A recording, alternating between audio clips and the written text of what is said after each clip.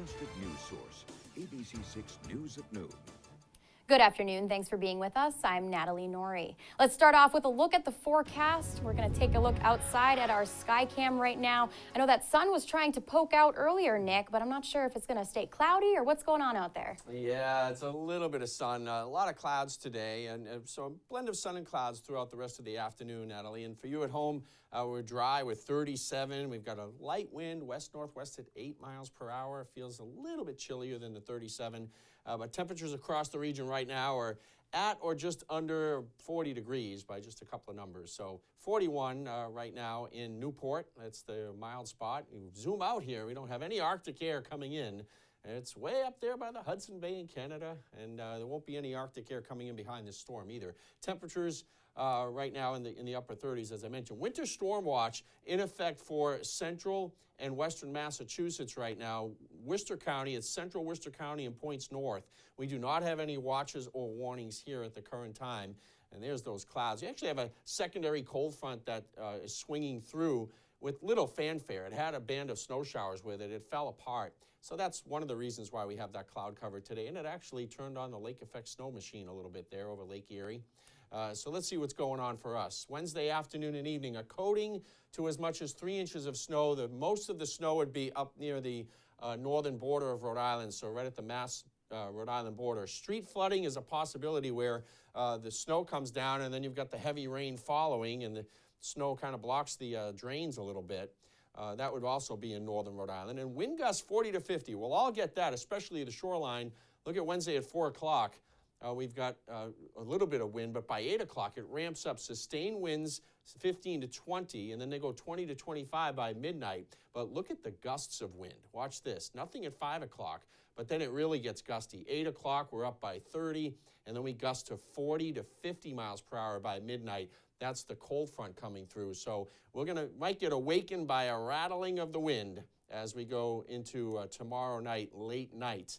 But 7 a.m. just clouds. The snow comes in around 2 o'clock, and by 5 o'clock we've got a rain snow line to talk about, and we're got some heavy rain coming in tomorrow night. So we will look at more details on this storm. We'll give you the timeline for it. And how much will you get at your house? I'll try to help you out with that too coming up. Natalie? Oh boy, thank you, Nick, for that. All right, new, the Fall River Fire Department dealing with a fire early this morning. Crews responded to a home on Ray Street around 3:30 this morning. 2 people in that home jumped from the 3rd floor to escape from the blaze. They were transported to the hospital before crews knocked that fire out. The cause of that fire is now being investigated. And turning to today's headlines. New Bedford residents in Ward 3 head to the polls for a special city council election today. This is the preliminary election, which will send 2 candidates forward. The winner of the general special election next month will finish out the term of Hugh Dunn, who resigned from the council. There are 7 candidates running on today's ballot, and 2 will go forward to the general election. Caesars Entertainment in Raynham Park announcing the partnership on Monday. Caesars Sportsbook plans to open temporarily inside the current simulcasting facility at Raynham Park before opening a 30,000 square foot retail location nearby. The new facility is expected to be done in the middle of this year. In addition to the in-person offerings at Raynham Park, Caesars plans to launch on desktop and mobile platforms in the future. And the Rhode Island Air Show has been canceled indefinitely. A spokesperson for the National Guard saying it's pulling the plug because of multiple operational challenges, the number of forces deployed overseas, and the ongoing construction projects at Quonset Point. In all, the show has been around for 30 years, but it's been canceled for the last 5 years. The North Kingstown School Committee will meet tonight in an ongoing effort to get the troubled school district back on track. Earlier this month, the school committee accepted the resignation of interim superintendent Judy Paolucci after Paolucci ripped the school committee, saying they never gave her the support she needed to lead. Tonight, the school committee will give an update on the search for a permanent superintendent. That meeting starts at 7 o'clock. Residents in Somerset and Berkeley upset over two changes of a Thanksgiving football tradition will have a chance to voice their opinion tonight. The Somerset Berkeley School Committee is set to take the topic during its 6:30 meeting.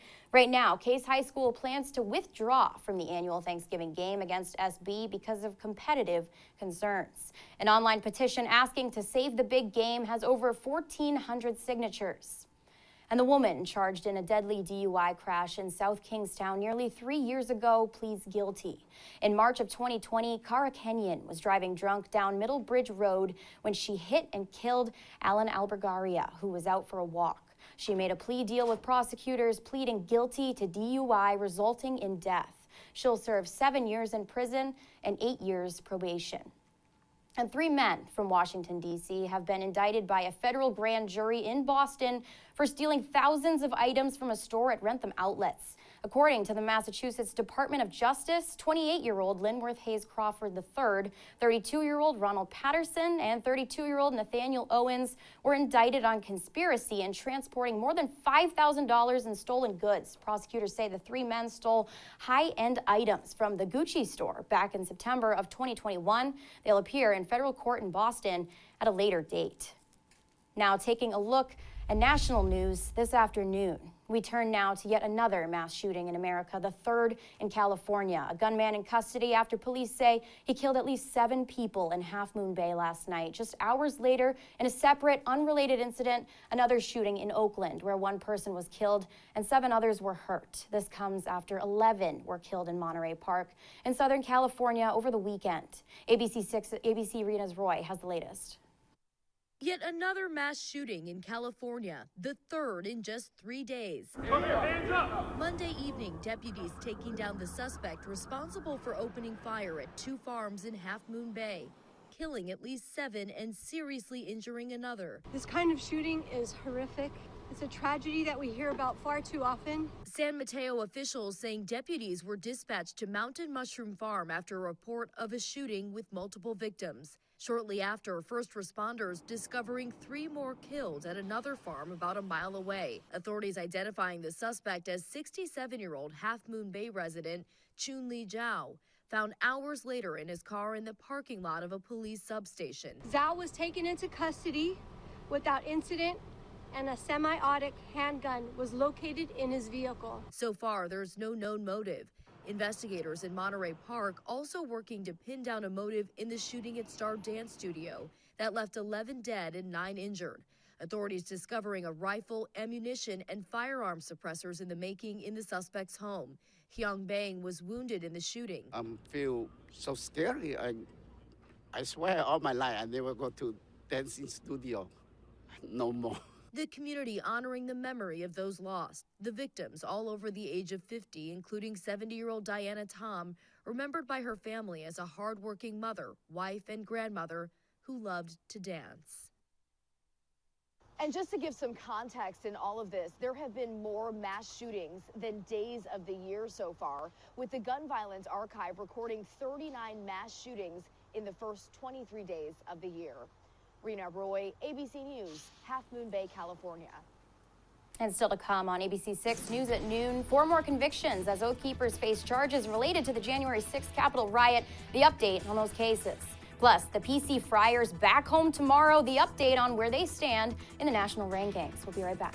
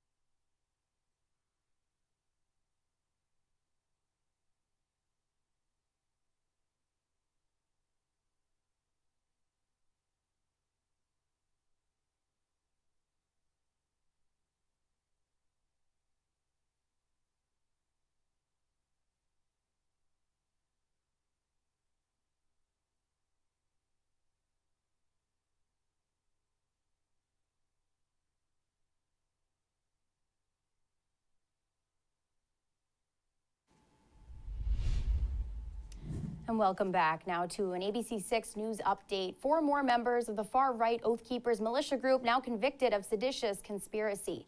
It's the second major trial resulting in convictions of far-right extremists accused of plotting to forcibly keep Donald Trump in power after Joe Biden won the 2020 presidential election. ABC's M. Wynn has more from Washington. 4 additional members of the far-right Oath Keepers militia group have been found guilty of seditious conspiracy and other charges for their involvement in the deadly January 6 attack on the Capitol. Prosecutors convincing a Washington, D.C. jury that the 4 forcibly tried to stop the certification of Joe Biden's election victory and keep Donald Trump in office. I'm grateful to the prosecutors, agents, and staff for their outstanding work in connection with this matter. The jury handing down a verdict against Joseph Hackett and David Morshell of Florida, both seen in now infamous images moving through mobs in a military-style stack formation. Roberto Minuta of Texas, who clashed with police that day according to court documents, and Edward Vallejo of Arizona, who allegedly was on standby at a nearby hotel in Virginia waiting for the order to bring firearms into the city. All 4 men were also found guilty of conspiring and obstructing an official proceeding. Lawyers for 2 of the defendants saying their clients didn't receive a fair trial. These men were swept up by the Stop the Steal nonsense that was pushed by the president. Their trial comes 2 months after Oath Keepers leader Stuart Rhodes and another member were also convicted of seditious conspiracy, the first time a jury found participants in the insurrection were engaged in an organized seditious conspiracy. The Justice Department got another win related to the Capitol riot Monday. Richard Barnett, photographed with his feet up on a desk in then Speaker Nancy Pelosi's office, convicted on all 8 counts he was facing. The seldom used seditious conspiracy charge the 4 Oath Keepers were convicted on carries a sentence of up to 20 years in prison. The judge has yet to set a date for sentencing. M. Wynn, ABC News, Washington. And still to come on ABC6 News at noon, Nick Morganelli has a look at your snow timeline and full 7-day forecast. We'll be right back.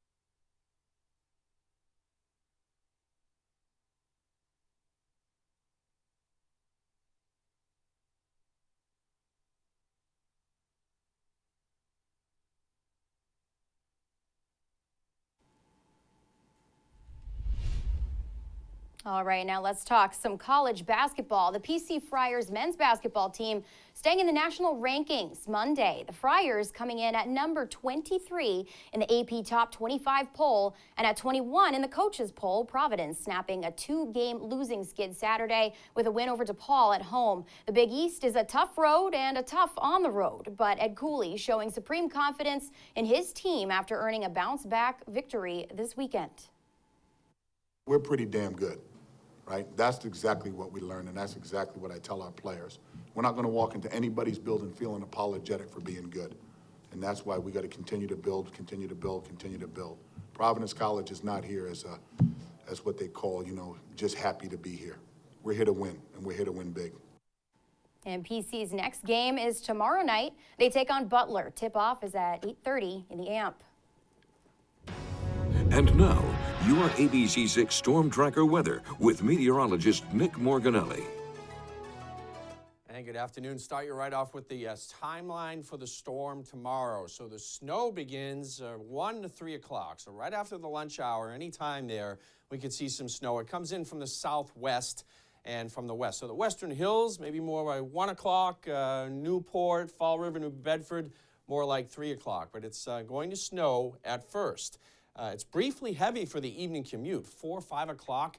But then there's going to be a quick change over to rain from south to north. So I don't think there'll be too much snow along the I-95 corridor. So if you have travel plans tomorrow evening, you might be okay. You might just dealing with a wet snow rain mix even at the start.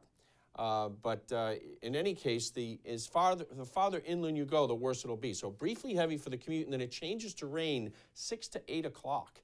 And we look at our water vapor imagery, the dry air in orange. Notice that dry patch of air moving off the southeastern U.S. But you look for the jet stream here, the upper level wind pattern, pushing the clouds this way, and then it takes a big dip. Then there's a little swirl right in here. That's our storm right over Texas right now. Watch it again. Turns the corner. Whenever you try to turn wind around a corner, you spin up a storm, and that's what we've got going on here. And that's going to ride the jet stream right up towards the northeast and bring it right through Ohio and then into New York State and northern New England. That's the track. It's an inland track once again. What we need to get a big snowstorm is a track that heads off the south of New England. You know the deal. We get that nor'easter, and we're on the heavy, wet, heavy side of the snow. So a weak cold front moving through today. Give a few snow showers to northern New England and some flurries there. And that's just reinforcing the chill over us. And even though it's not that chilly, it's in the 40s today, right? But here comes the storm. And notice all the weather watches and warnings here lit up across the country. We've got the winter storm warning in pink stretching all the way from the panhandle of Texas right up into Ohio. And we have winter storm watches in effect that will go to warnings as it gets closer to the storm time, the arrival of the storm. Also high wind warning over the Gulf Coast, Louisiana and Texas, and that is moving in here. We're going to actually have some very strong gusty wind. There's no wind warning yet. There are gale warnings for the offshore waters, but no wind warnings yet. We'll watch for the National Weather Service to perhaps issue those in the coming hours. We've got high pressure tomorrow morning. Certainly no wind when there's a high pressure on top of you. Very, very light wind to start. So the calm before the storm tomorrow morning. Then here comes this warm front. Notice this is 4 o'clock. It's snowing here, and it's raining New York City, Long Island. So that rain snow line is right at the shoreline. That's why I say the I-95 corridor might actually just be a mixture of rain and wet snow. But then as this moves north, we're going to change over to rain. Here's 7 o'clock. We've gone from snow to rain in Providence, in Warwick, in Cumberland. And then this low pressure system continues to move off to the north. Look at ski country. They're going to get pummeled up there. They're going to get a good foot of snow, at least from this system. Looking real good for some February skiing. They've gotten several storms. When we've gotten rain, they've gotten snow. Look at all the radar lit up here, yellow, gold, red. So it's very, very heavy rain tomorrow night and the strong wind as well. So 28 with partial clearing tonight. No problems out there. Diminishing wind, a little gusty this afternoon. 42, that temperature will come in the evening after we change over to rain. So we've got the afternoon snow and the evening rain. Only a coating to an inch in southern Rhode Island. Maybe 1 or 2 up by the Massachusetts border. So once again, folks that just got 1 to 3 inches will again get about 1 to 2 inches of snow there. 7-day forecast shows the drying trend here. A nice weekend shaping up with temperatures in the 40s once again. And we have pretty nice weather, sunshine all weekend long. Natalie? Well, thank you for that, Nick. Sounds like a wet, wintry mix tomorrow, but you'll track that for us. Well, coming up next, we'll introduce you to 2 bunnies looking for their forever home. Could it be with you? Pick of the litter comes up next.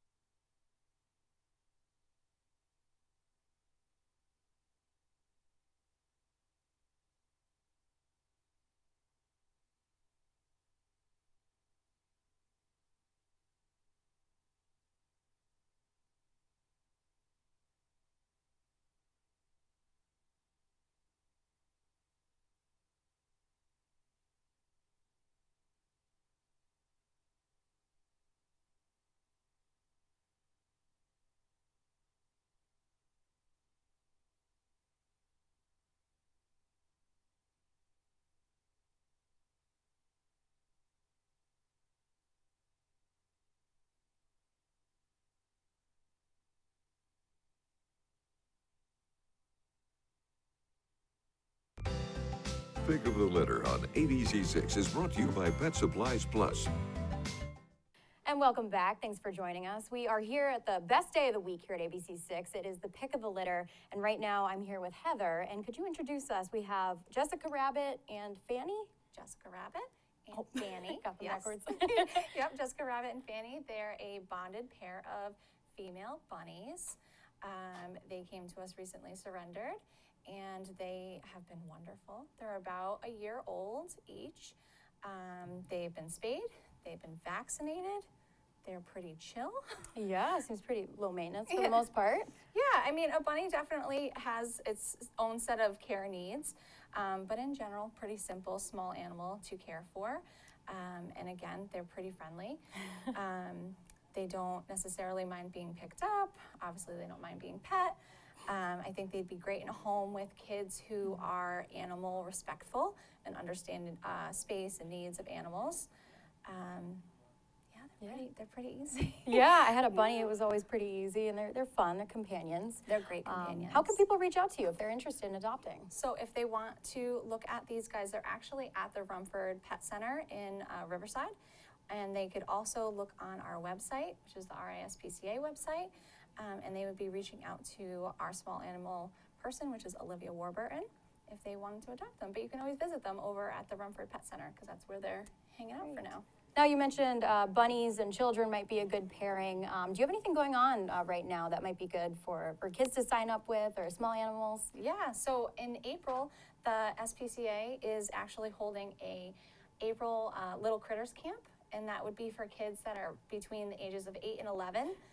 It's a half-day vacation camp where kids can start to learn about pet responsibility, and they would be helping to care for the small animals within the shelter. So we'll be doing lots of games and activities and fun things, and they'll be interacting with the shelter animals every day and really learning what it takes to take care of a small animal. Great. Well, these guys are just hanging out. They seem pretty low maintenance. So they're available.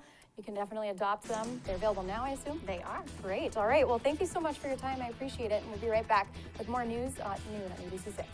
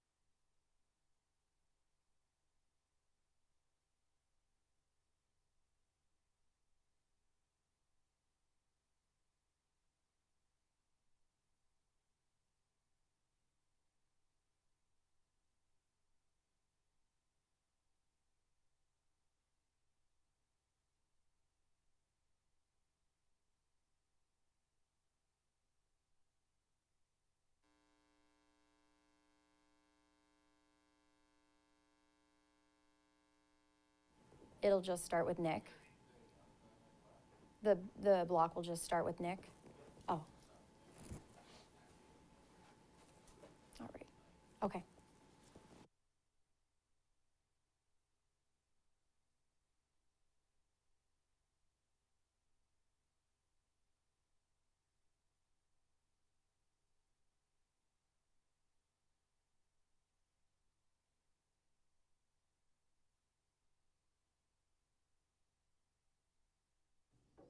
Welcome back to ABC6 at noon. So Futurecast winds tomorrow evening at 5 o'clock, not too much, but then they ramp up to 25 to 30, even 40 to 50 miles per hour right at the shoreline. And the high tide is just after 11 o'clock. Could have a little splash over from that.